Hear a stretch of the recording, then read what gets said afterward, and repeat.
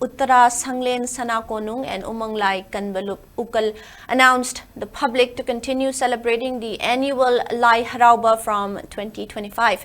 In a press conference today at Sanakonung, Ukal General Secretary Mutum Maniton stated that banning of the festival by Ukal, Uttra, Shanglen, and Sanakonung due to the recent COVID pandemic and the ethnic conflict has been lifted from next year.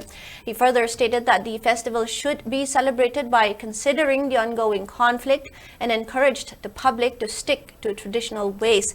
He emphasized the public to celebrate the festival only for the mandatory 5 days, with the celebration to end by 8 p.m. and the rituals of Umanglai by 10 p.m. He also stated that the people in red zone areas should refrain from celebrating Lai Haraoba as it could lead to public endangerment. A pamphlet containing 15 rules and regulations was also distributed today.